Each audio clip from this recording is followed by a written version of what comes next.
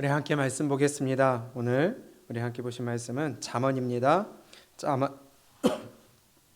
잠언 19장 1절로 3절의 말씀입니다. 잠언 19장 1절로 3절 우리 함께 큰 목소리로 읽습니다. 시작. 가난하여도 성실하게 행하는 자는 입술이 패역하고 미련한 자보다 나으니라. 지식 없는 소원은 선하지 못하고 발이 급한 사람은 잘못 가느니라. 사람이 미련함으로 자기 길을 굽게 하고 마음으로 여호와를 원망하느니라. 아멘. 잠언의 지혜를 배우라 50번째 시간입니다. 오늘 우리가 세 절 중에 3절에 좀 집중을 하고 1절, 2절은 우리가 좀 간단하게 보고 넘어갔으면 좋겠습니다.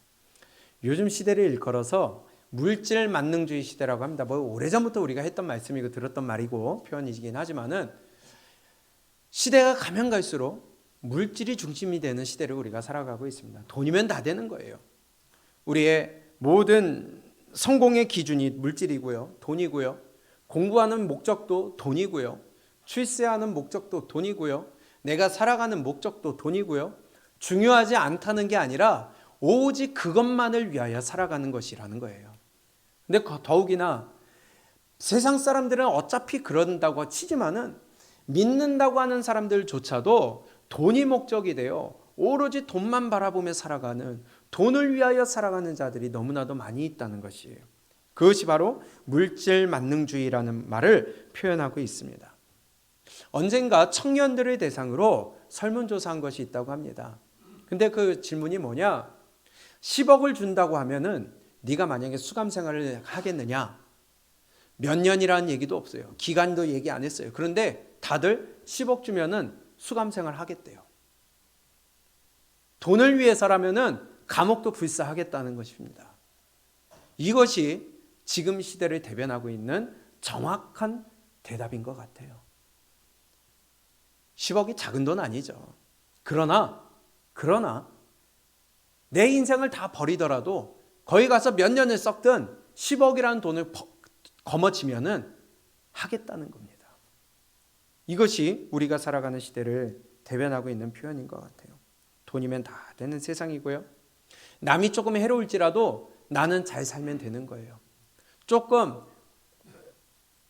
좀 부당이득이 있더라도 그것이 나를 위해 쓰일 수 있다면, 내 손에 들어올 수 있다면 할 수 있는 것이 지금 이 시대의 사람들의 가치관인 것이에요. 돈을 앞세우고요, 돈을 따라가고요. 이것이 바로 만몬주의라고 하는 것입니다. 돈이 우상이에요. 돈이 신이에요. 돈이면 모든 것이 다 해결이 돼요. 돈만 따라가며 돈이 하나님보다 앞서 있고 돈이 성경의 위에 서 있으며 돈만 된다면 무엇이든 할 수 있는 사람의 분별력을 흐려버리는 이것. 안 믿는 사람을 얘기하는 것이 아니라 믿는 사람들 중에서도 이것이 지금 우리가 살아가고 있는 세상이라는 것이죠. 교회 안에서도 돈이 신앙을 지배합니다. 돈이 믿음을 지배해요. 우리의 믿음과 신앙이 돈을 지배하고 다스릴 줄 알아야 되겠는데, 컨트롤할 줄 알아야 되겠는데, 제어하고 그것을 옳게 쓸 줄 알아야 되겠는데, 도리어 돈이 내 믿음을 지배하는 거예요. 내가 한 끼 먹는 거는 안 아까워요. 남을 대접하는 거는 안 아까워요. 2만 원, 3만 원, 5만 원 써요. 그러나 하나님 앞에 5만 원, 10만 원 드리는 거는 아까워요. 힘들어요. 10,000원 하는 것조차 힘들어요. 이것이 지금 만몬주의, 물질 만능주의를 살아가고 있는 시대의 크리스찬들이라는 것입니다. 근데 하나님 믿는데요. 근데 하나님이 과연 속으실까요? 이것이 지금 우리 살아가는 현실이라는 것입니다. 돈 때문에 신앙 다 팔아먹습니다. 돈 때문에 하나님하고 멀어집니다. 돈 때문에 남을 시험 들게 합니다. 자기도 시험 듭니다. 우리 교회 안에서 절대로 돈 거래하지 않기를 축복합니다. 빌려주지도 말고 빌리지도 말고, 혹이나 빌려주더라도 내가 안 받을 생각하면 주세요. 괜히 그것 때문에 내가 시험 들면은 안 돼요. 안 주고 믿음 지키는 게 나아요.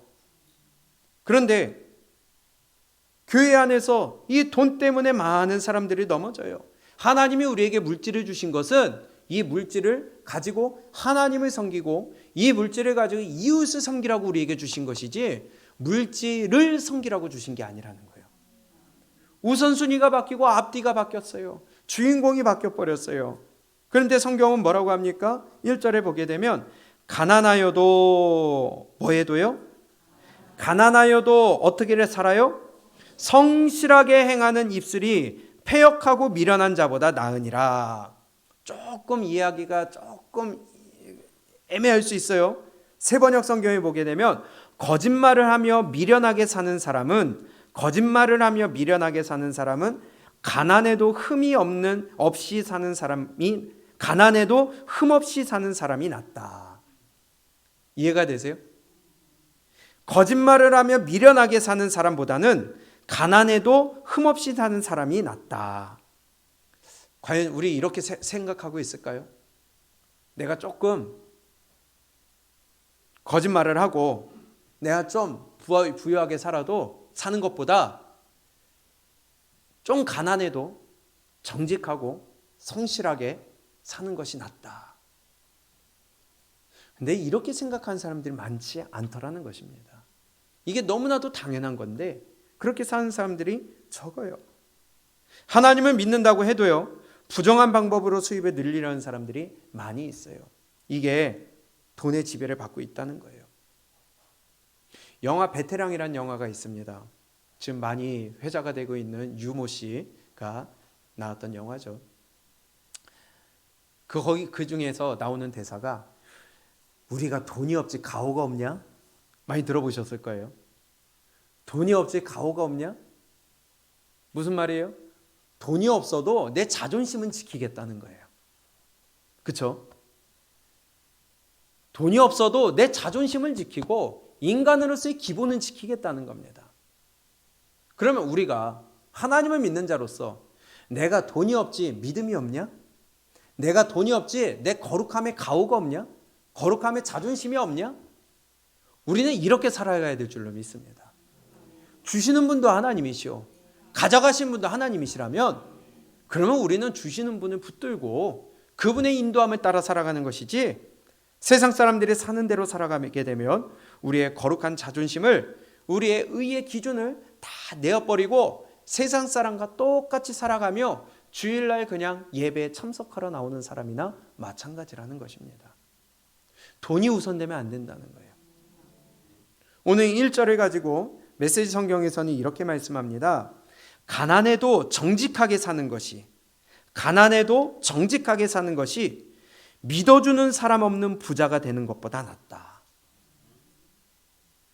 믿어주는 사람 없는 부자가 되는 것보다 낫다. 가난해도 정직하게 사는 것이 믿어주는 사람 없는 부자 되는 것보다 낫다. 무슨 말이에요? 결국은 돈을 따라가다 보면, 부정하게 살아가다 보면 내가 부유하게 살 수 있을지 몰라도 혼자 된다는 거예요. 고립된다는 거예요. 내 옆에 사람들이 다 떠나간다는 거예요. 사람이 볼 때는 떠나가지만 하나님이 쫓아내시는 거 아니겠어요? 가난하게 살더라도 정직하게 사는 것이 내 옆에 믿을 만한 사람 없이 혼자 부하게 사는 것보다 낫다는 겁니다. 혼자 살아가는 것은요, 참으로 힘든 일이에요. 우리는 사회적인 인간들입니다. 관계를 맺어 살아갈 수밖에 없는 거예요. 결국은 하나님이 버리시고 사람도 떠나가고, 그리고 결국은 하나님의 심판을 받게 되는 것입니다. 우리 돈 앞에서 비겁해지지 않기를 축복합니다. 만몬주의, 물질 만능주의, 돈이면 다 되는 세상, 뭐가 안 되면 돈으로 해결하려고 하는 이러한 것이 우리 가운데 없어져야 된다는 것이에요. 2절을 보면요, 지식 없는 소원은 선하지 못하고 발이 급한 사람은 잘못 가느니라. 이것도 조금 이해하기 애매모호한 말씀이 되는 것 같아요. 지식 없는 소원, 이것이 무엇이냐? 성경에서 말씀하실 때의 지식은 무슨 지식이에요? 하나님의 말씀이에요. 그렇죠? 호세아서에서 내 백성이 지식이 없으므로 망하는도다. 내가 지식을 버렸으니 나도 너를 버리겠다. 지식은 하나님의 말씀을 얘기하는 겁니다. 그러면 하나님의 말씀 없는 소원은 선하지 못하다. 무슨 말씀일까요? 말씀과는 상관없이 자기의 욕심, 자기의 욕망, 자기의 뜻, 자기가 이루고자 하는 것만을 위하여 살아가는 이기적인 생각은 절대로 선한 결과를 나타낼 수 없다는 것입니다. 하나님의 말씀과 상관없이 갖고 있는 나의 기준은 절대로 잘못 갈 수밖에 없다는 거예요. 좋은 결과를 가져올 수가 없어요. 아무리 내가 옳아 보이고요, 아무리 내가 갖고 있는 방법이 맞아 보이고요, 아무리 누가 봐도 이것이 옳아 보여도 먼저 하나님의 말씀과 비교해 봐야 된다는 것입니다. 지식이 없는 소원, 아무리 하나님의 말씀에 비교하지 않으면 아무리 그걸 옳아 보여도 질서를 무너뜨리고 하나님의 말씀과 상관없이 결국은 나에게 손해되는 결과가 나타난다는 거예요. 이 말씀도요, 메시지 성경에서는 너무나 쉽게 우리에게 말씀하시는데, 지식 없는 열심은 무가치하고 서두르면 무리가 따른다. 무가치한 게 된다는 거예요. 하나님의 말씀과 상관없이 하는 열심은 해요.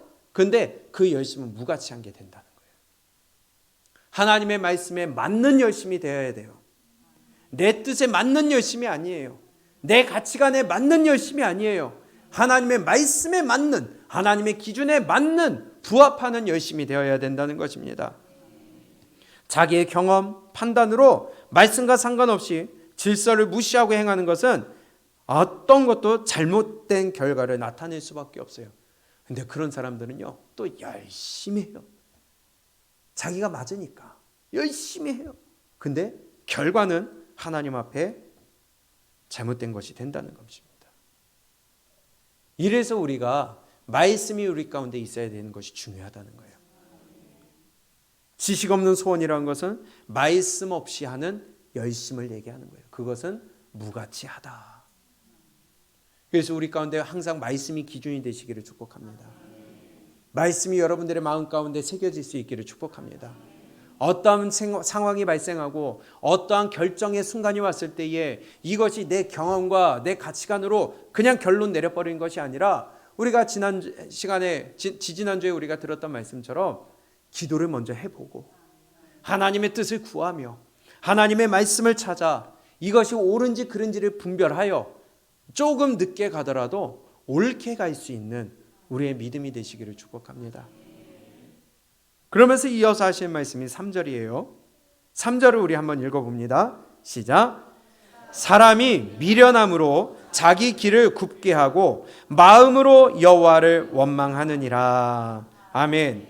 사람이 미련함으로 자기 길을 굽게 하고 마음으로 여호와를 원망하느니라.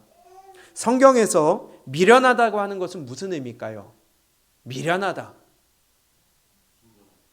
그렇죠? 그겁니다. 말씀대로 하지 않는 것이 미련한 거예요. 하나님의 말씀을 성경에서 미련하는 것은 불순종하는 자들을 가리키는데, 잠언 1장을 볼까요? 잠언 우리가 봤던 말씀인데요, 1장 7절을 보면 미련한 자에 대해서 정확하게 우리에게 말씀하십니다. 잠언 1장 7절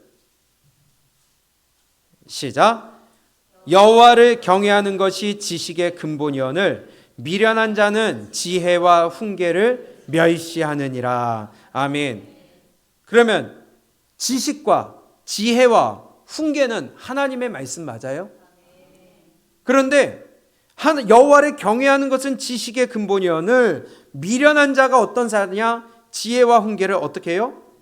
멸시해요. 하나님의 말씀을 멸시해요. 주어도 듣질 않아요. 손에 잡으려고 하지 않아요. 마음에 새기려고 하질 않아요. 순종하려고 하질 않아요. 멸시하고 무시하고 갖다 버린다는 겁니다. 입에다가 넣어줘도 뱉어버리고. 맞아요? 이게 미련한 자라는 거예요. 도대체 이걸 붙들려고 하질 않아요.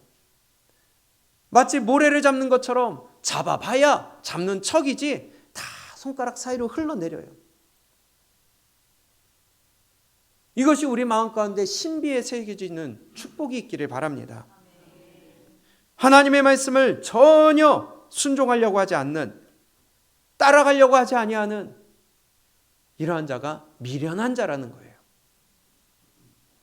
하나님은요, 공의의 하나님이십니다. 믿으세요? 그분은 말씀대로 움직이시는 분입니다. 우리와 맺으신 언약 안에서 움직이시는 분입니다.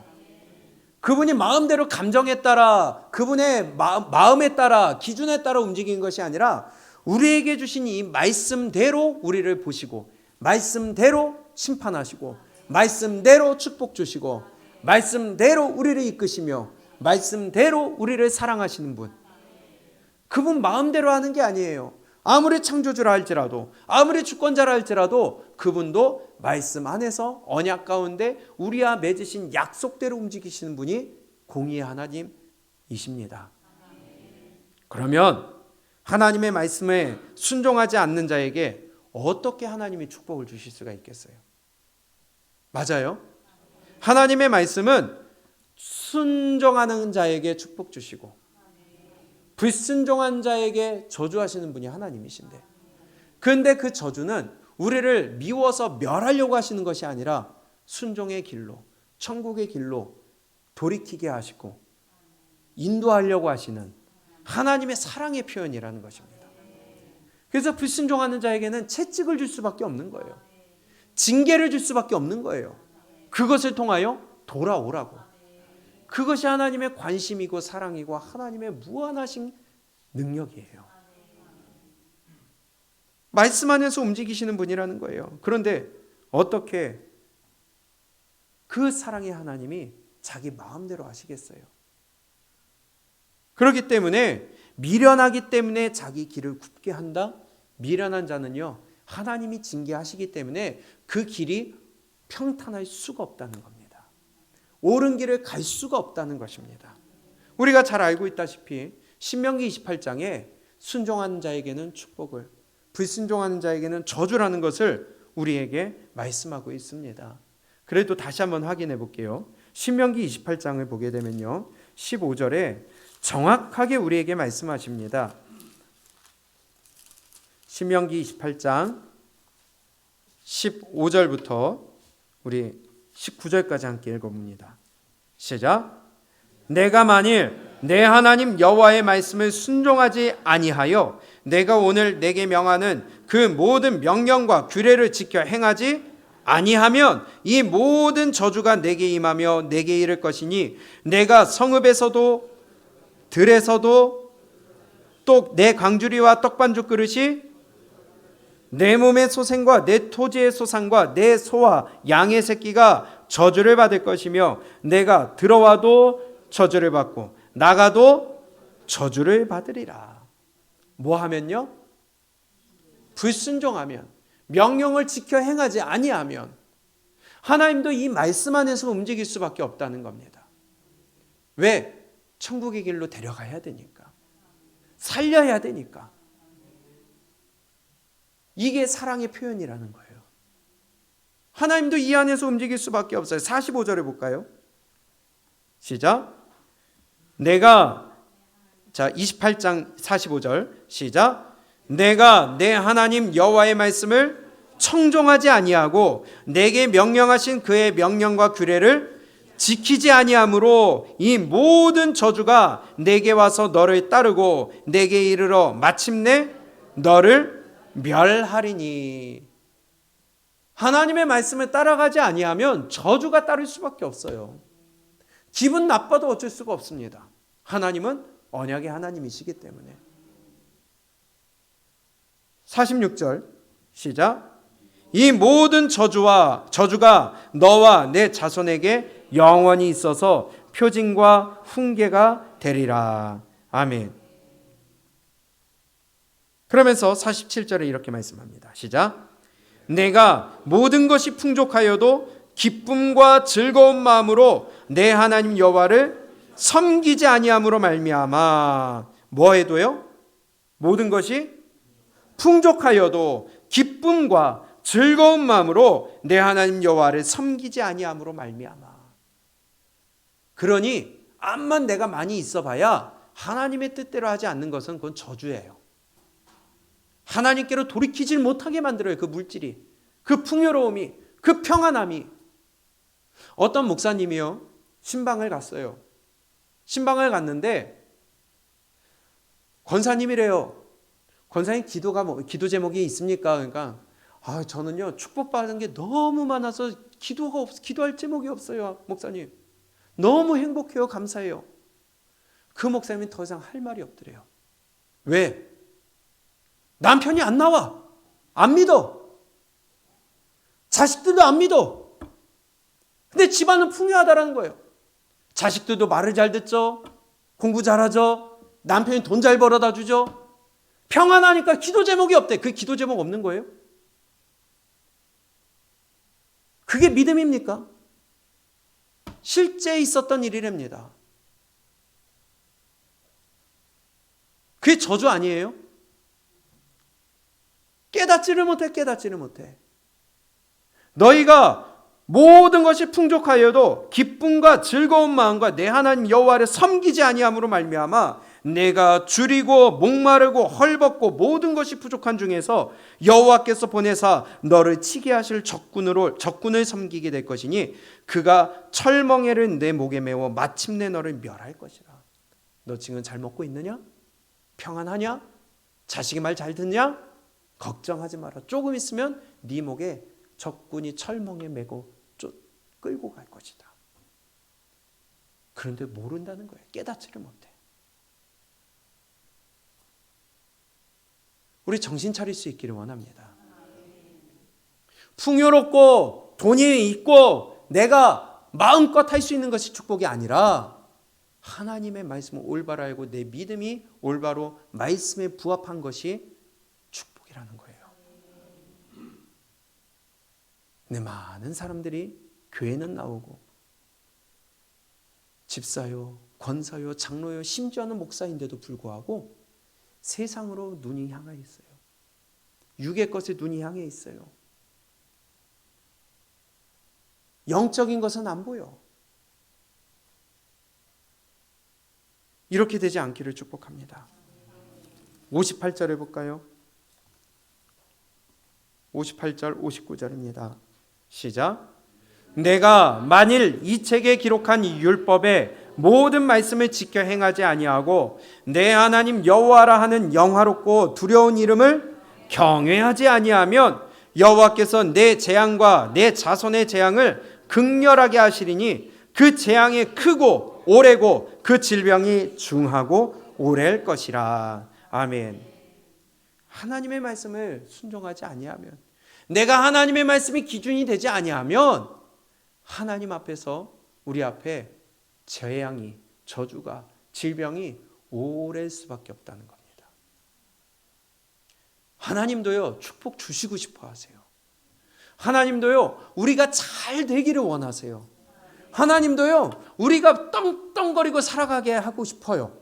그런데 축복을 주면 떠나니까, 그것이 저주가 돼버리니까, 옳은 길로 돌아오질 않으니까,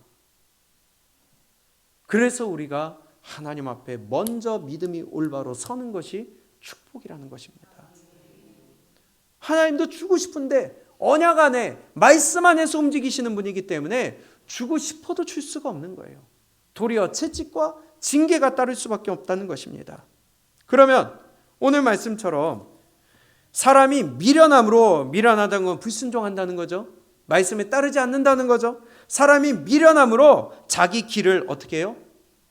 그냥 내 길이 굽어요. 늘 평탄치 못해요. 어려움과 고난과 눈물밖에 없고 한숨과 고통밖에 없어요. 그러면 나를 돌아보아야죠. 하나님은 언약 안에서 움직이시니까. 사람이 미련함으로 자기 길을 굽게 하고, 그러면 내 길이 굽어지고 눈물과 한숨이 있으면 나를 돌아봐야 되는데 그 원망을 누구한테 한다고요? 여호와를 원망하느니라. 이런 크리스찬이 많이 있다는 거예요. 교회는 나오지만 내 환경을 보고 하나님 왜 나는 이럽니까? 왜 나는 이런 가정에 태어났습니까? 왜 내 부모는 이럽니까? 왜 내 가족은 이렇습니까? 왜 우리 교회는 이렇습니까? 왜 내 삶은 늘 이렇습니까? 하며 원망을 누구한테 한다고요? 지가 할 건 하지 않으면서 원망을 하나님한테 한다는 거예요. 우리가 하나님의 말씀 앞에 미련하지 않기를 원합니다. 우리를 살리시고 죽이시는 분은 하나님이세요. 한나가 뭐라고 기도합니까? 여호와는 죽이기도 하시고 살리기도 하시며 스올에 내리기도 하시고 거기서 올리기도 하시도다. 여호와는 가난하게 하시고 가난하게도 하시고 부하게도 하시며 낮추기도 하시고 높이기도 하시는도다. 그럼 그분 앞에 엎드려야죠. 그분의 뜻대로 해야죠. 말씀을 주면은 들어야 되는데 내 마음에 안 맞는다는 거예요. 내 뜻에 안 맞다는 거예요. 내 가치관에 안 맞다는 거예요. 그럼 계속 길이 굽고 얻어맞을 수밖에 없는 것이죠. 한나가 또 이렇게 기도합니다. 그가 그의 거룩한 자들의 발을 지키실 것이요 악인들을 흑암 중에서 잠잠하게 하시리니 힘으로는 이길 사람이 없음이로다. 힘으로 하나님과 맞짱 떠서 이길 사람이 있을까요? 그런데 왜 하나님 앞에 그렇게 뻗팅기고 자기 것을 내세우며 지 마음대로 하려고 할까요? 성경은요, 그는 창조주시요 구원자시면서 심판자이십니다. 힘으로는 그를 이길 자가 없도다. 그런데 잘 되면 누구 탓? 잘 되면? 잘 안 되면? 남 탓이에요. 조상 탓이에요. 부모 탓이에요. 교회 탓이에요. 목사 탓이에요. 하나님 탓이에요. 목숨 걸고 기도해봤냐고. 하나님께 죽도록 충성해봤냐고.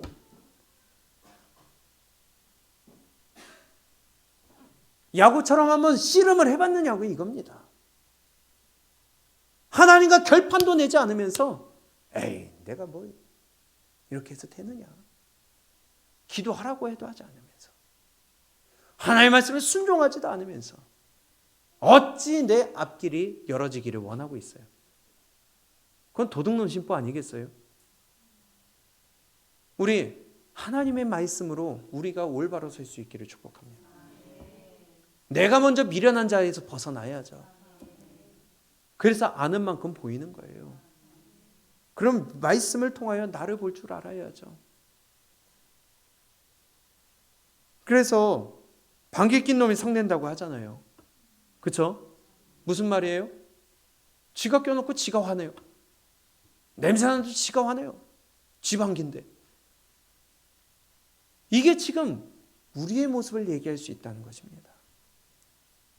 지금 사람이 미련함으로 자기의 길을 굽게 하고 마음으로 여호와를 원망하느니라. 자기가 잘못해놓고선 되려 남에게 화를 내고 남에게서 원인을 찾고 있어요. 아, 누구 때문에.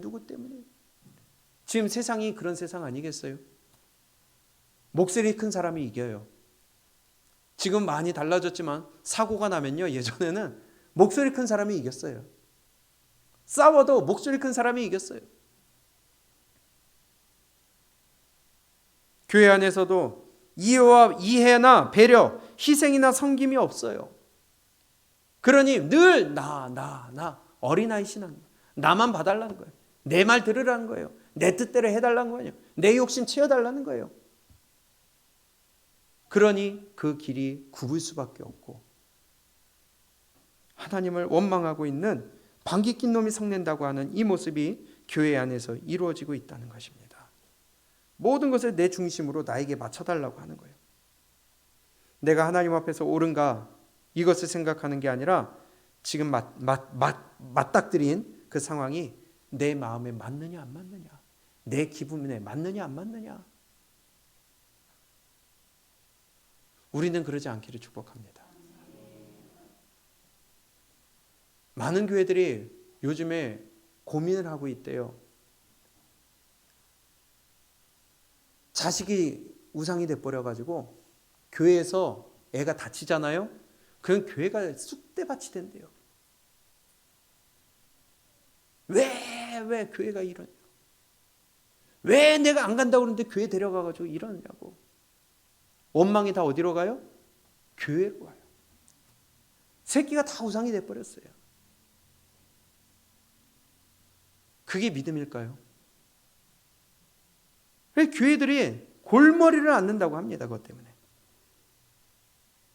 바꿔서 생각해 보면 안 될까요? 그나마 교회에서 다쳤으니까 그 정도 다쳤겠지. 이렇게라도 생각해 보면 되지 않아요? 네, 아니에요. 원인을 돌리는 거예요. 책임을 넘겨버리는 거예요. 그러면서 교회 탓, 목사 탓, 하나님 탓, 늘 남 탓만 하고 있다는 거예요. 방귀 낀 놈이 성내는 겁니다. 우리는 하나님 앞에서 올바른 믿음과 아멘, 올바른 기준과 올바른 가치관으로 나를 먼저 보고 내 눈에 들보를 볼 수 있는 이러한 믿음이 될 수 있기를 축복합니다. 세상의 문화와 가치관이 교회 안으로 너무 많이 들어왔어요. 이스라엘 백성들이 바벨론의 포로로 잡혀갔어요. 그리고 다시 돌아왔습니다. 그리고 제일 먼저 해야 될 게 뭐예요? 성전 건축이에요. 하다가 중단을 했습니다. 그때의 그들의 삶을 학개서에서 뭐라고 합니까? 학개서 1장입니다. 학개서 1장 6절 그들의 삶을 보세요. 시작. 너희가 많이 뿌릴지라도 수확이 적으며 먹을지라도 배부르지 못하며 마실지라도 흡족하지 못하며 입어도 따뜻하지 못하며 일꾼이 삭슬 받아도 그것을 구멍 뚫어진 전대에 넣음이 되느니라. 아멘. 비참한 거 아니에요? 이거는 돈을 벌어도 맨날 빠져나가요. 먹어도 배부르질 않아요. 입어도 추위가 가시질 않아. 그런데 하나님이 이렇게 말씀하십니다. 4절 시작. 이 성전이 황폐하였거늘 너희가 이때에 판벽한 집에 거주하는 것이. 성전은 황폐한데 네의 집은 잘 꾸며놓고 너의 삶은 먼저 우선순위를 두는 것이 이게 어떠냐? 옳으냐? 하면서 5절에 시작. 그러므로 이제 만군의 여호와가 이같이 말하노라. 너희는 너희의 행위를 살필지니라. 아멘. 이전 성경에 너희 소위를 살펴볼지니라. 너희들이 지금 어떻게 하고 있는지 봐라. 그걸 보면 너희들이 지금 먹어도 배부르지 않고 마셔도 목이 계속 마르며 입어도 추위가 가시지 않는 이유를 너희가 알 수 있을 것이다. 왜 나를 먼저 볼 줄 알아야 된다는 거야. 근데 늘 원망의 대상이 남이에요. 하나님이에요. 부모예요. 성도예요. 누구 때문에. 그래서 제가 감사 얘기를 마무리 어떻게 하시라고요? 때문에가 아니라 덕분에로 마무리하라고 말씀드린 것입니다. 누구누구 덕분에 감사합니다. 무엇 덕분에 감사합니다. 이해가 되세요? 때문에가 아니라 덕분에.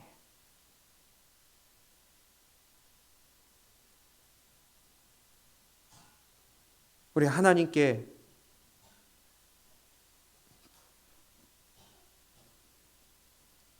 원인을 돌려버리는 것이 아니라 그 원인을 나에게 찾고 내 눈물과 한숨의 원인을 내 삶을 돌아보며 내 믿음을 돌아볼 수 있는 지혜로운 자가 되시기를 축복합니다. 목사가 끊임없이 순종하라고 외칩니다. 왜냐? 그게 하나님 섬기는 것이니까. 끊임없이 하나님을 사랑하라고 외칩니다. 왜냐? 구원받은 자의 마땅한 삶이기 때문에. 하나님을 사랑하면, 하나님을 섬기면 하나님의 말씀에 순종할 수밖에 없는 거예요. 우리가 잘 알고 있다시피 마태복음 13장에 씨 뿌리는 비유가 나옵니다. 그때에도 이렇게 말씀하세요. 일단 먼저 볼까요? 마태복음 13장 40절이에요.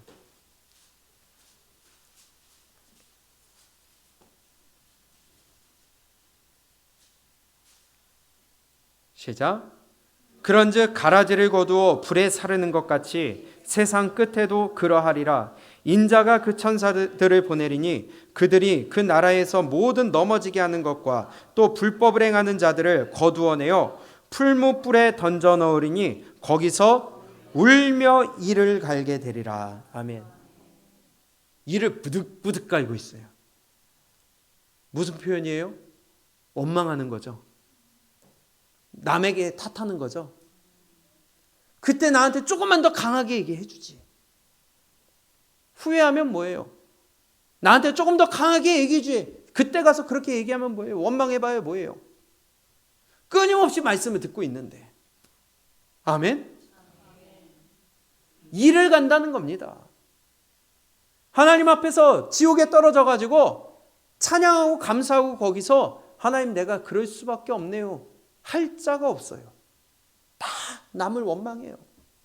자기를 탓하는 사람 없어요. 지금 마태복음 13장에 씨 뿌리는 비유를 통해서도 슬피 울며 이를 갈미 있다고 하는데 마태복음 14장 49절 볼까요? 마찬가지예요. 세상 끝에도 이러하리라. 천사들이 와서 의인 중에서 악인을 갈라내어 풀무불에 던져 넣으리니 거기서 울며 이를 갈리라. 오늘 잠언 19장 3절 말씀처럼 자기 때문에 일어난 일인데 원망을 하나님께 한다는 겁니다. 남을 원망한다는 겁니다. 자기를 안 봐요. 왜? 볼 수가 없지. 그런 눈이 없어요. 순종하지 않으니까. 22장 혼인잔치 비유도 마찬가지예요. 거기서 내어 쫓겼어요. 그 후에 그가 슬피 울며 이를 갈리라.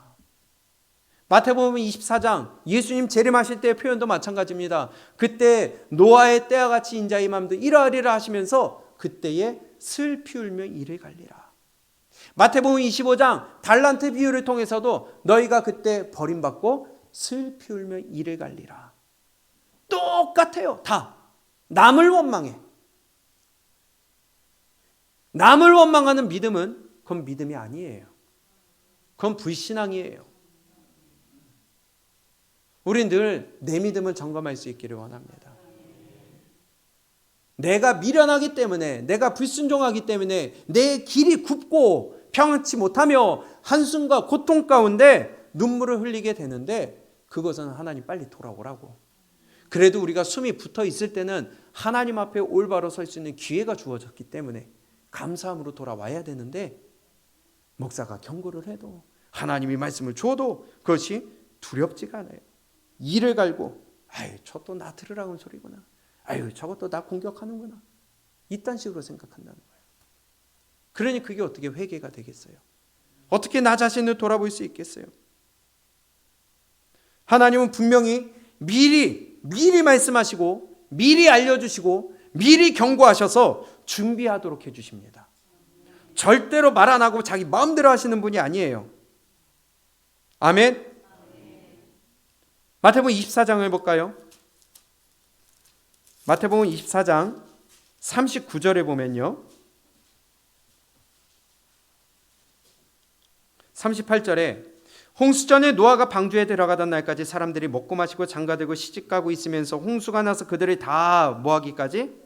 멸할까지 뭐 했어요? 못 깨달았어요. 그런데 42절 보니까 그러므로 뭐 해라? 어떻게 있으라? 깨어 있으라는 거예요. 미리 알려주시는 거죠. 홍수 때도 이랬으니까 깨닫지 못하고 멸망받았으니까 너희는 주의 재림을 앞두고 뭐 해라? 깨어 있으라. 43절 너희도 아는 바니 만일 집주인이 도둑이 어느 시각에 올 줄 알았더라면 어떻게 있어요? 깨어 있어. 깨어 있으라는 겁니다. 44절 이러므로 너희도 뭐 해라? 준비하고 있으라. 뭐를? 주님 앞에 서는 것을 재림을 준비하고 있으라는 거예요. 깨어 있으라는 거예요. 절대로 갑자기 하는 것이 아니라 안 알려주고 하는 것이 아니라 미리 준비하고 대비할 수 있도록 하나님이 알려주신다는 거예요. 25장 13절 그런즉 깨어있으라. 이렇게까지 미리 정답을 유출해 줬어요. 그런데도 깨어있지 못하고 준비하지 못하고 대비하지 못하면 누구 탓이에요? 지 탓이에요. 그런데 맨날 남 탓한다는 거예요. 조금 더 강하게 얘기해 주지. 좀 때려서라도 하게 해주지. 하나님 앞에 일을 간다는 겁니다. 그때는 늦었죠. 그런데 우리 육을 입고 있을 때 기회밖에 없는데 그때밖에 없는데 그때는 듣기 싫은 거예요. 그래서 남 탓하는 거예요. 입 닫으라는 거예요. 시편 6편 5절입니다.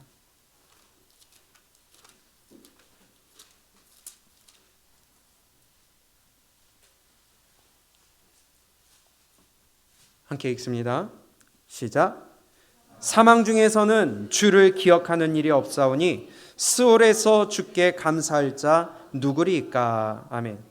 사망 중에서는 다시 얘기하면 지옥이죠. 주를 기억하는 일이 없사오니 거기 가서는요 하나님을 다시 기억할 일이 없어요.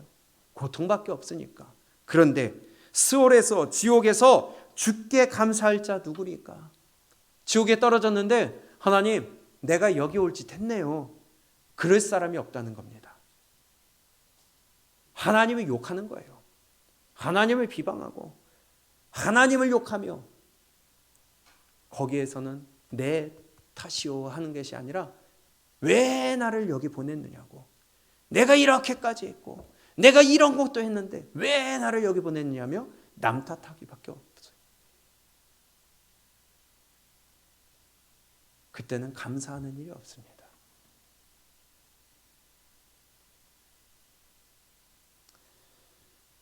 조금만 더 보고 마치겠습니다. 계시록에 보면요 심판이 진행이 되면서 마지막에 7 진노의 7 대접을 붓습니다. 그때는 고통이 그런 고통이 없어요. 심각한 고통이 생기는데 네 번째 진노의 잔을 볼까요? 대접을 볼까요? 요한계시록 16장입니다. 8절. 이들은 멸망받을 자들이에요. 근데 8절에 넷째 천사가 그 대접을 해에 쏟음에 해가 권세를 받아 불로 사람들을 태우니 사람들이 크게 태움에 태워진지라. 이 재앙들을 행하는 권세를 가지신 하나님의 이름을 뭐예요? 멸망받을 자들은요 감사하는 자가 없어요. 자기한테 원인 찾는 자가 없어요. 하나님을 비방하며 또 회개하지 아니하고 주께 영광을 돌리지 아니하더라. 내가 이런 저주 받을 짓 했네요. 없어요. 다 남 탓해요. 하나님을 탓해요.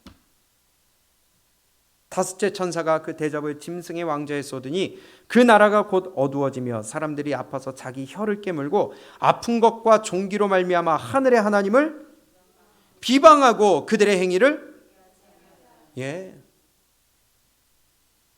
누구를 탓해요? 하나님을 탓해요. 잠언 19장 3절 말씀 동일하다는 거예요. 지가 그 저주를 받을 짓을 했으니까 하나님이 진노의 잔을 붓는데 하나님을 비방하고 자기의 행위를 끝까지 회개하지 않아요.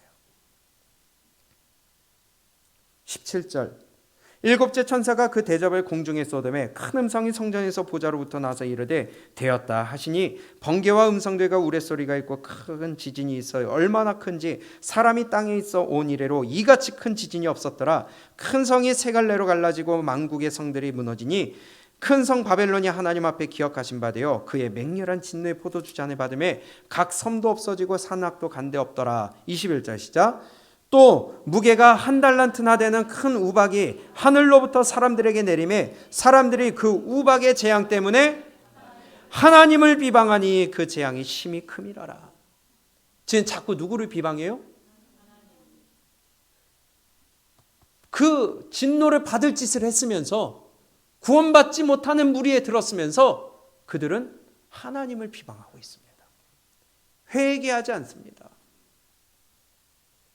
지옥 갈 자들은요 그래서 알아요.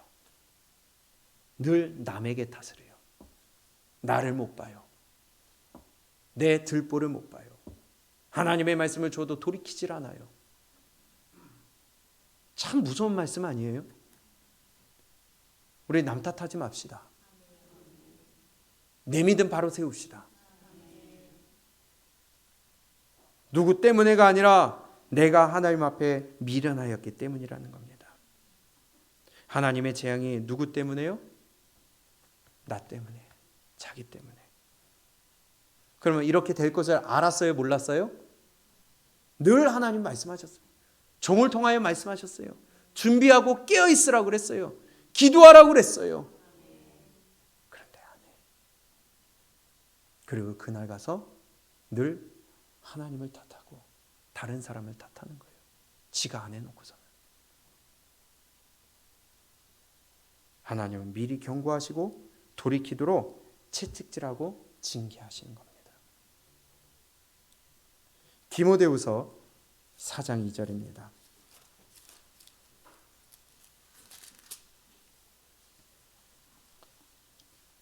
시작.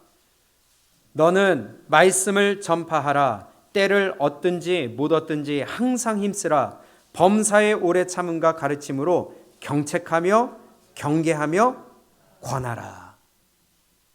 디모데에게 하시는 말씀이에요. 목사에게 주신 말씀이나 마찬가지입니다. 물론 우리 모두가 마찬가지죠. 때를 얻든지 못 얻든지 전하라는 거예요. 돌이키라고 얘기하라는 거예요. 준비하고 깨어있으라는 거, 전하라는 거예요. 그래도 안 들어? 그래도 경책하며 경계하며 권하라는 겁니다. 데살로니가전서 2장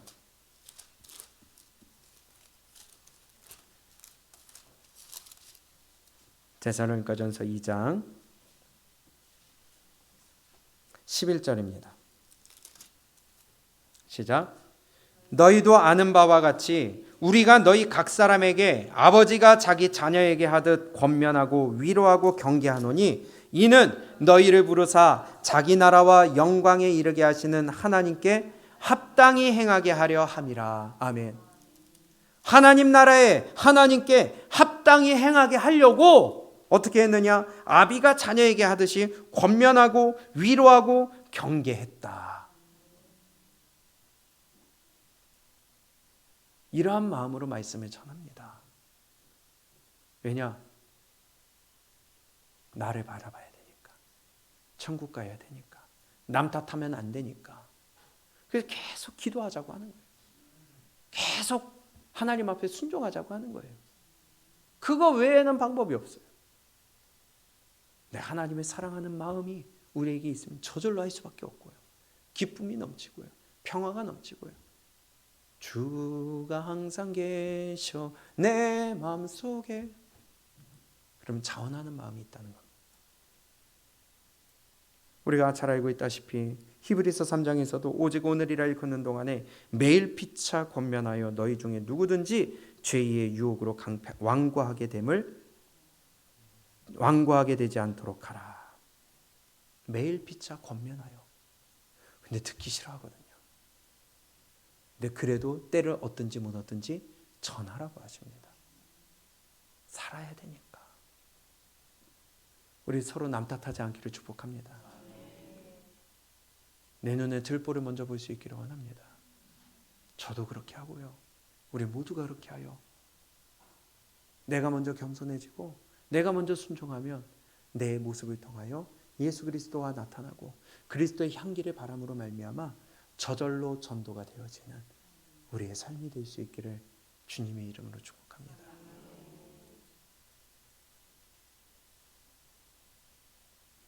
잠언 19장 3절에 사람이 미련함으로 자기 길을 굽게 하고 마음으로 여호와를 원망하느니라. 우리 내 믿음 세우고 남에게 탓하는 것이 아니라 교회를 탓하고 목사를 탓하고 성도를 탓하고 하나님을 탓하고 내 환경을 탓하고 부모를 탓하며 가정을 탓하고 이런 것에서 벗어나고 이제는 내 믿음 내가 세우고 내 믿음에 대한 결과를 내가 책임져야 되기 때문에 이제는 하나님 앞에서 우리가 곧은 길을 평탄한 길을 옳은 길을 갈 수 있는 그 훈련이 오늘 또다시 시작될 수 있기를 축복합니다. 하나님은 알려주지 않고 행하는 일이 없어요. 모든 것을 성경에 기록하시고 미리 준비하라고 하십니다. 거기에 대해서 안 한 것은 내 책임이라는 거예요. 반드시 영원한 천국과 영원한 지옥은 있습니다. 그때 가서 원망해봐야 소용없지만 거기에 가는 자들은 분명한 것은 남을 탓한다는 거예요. 이를갈미 있다는 거예요. 자기가 잘못해서 왔다고 하는 사람은 한 사람도 없다는 거예요. 끝까지 회개하지 않아요.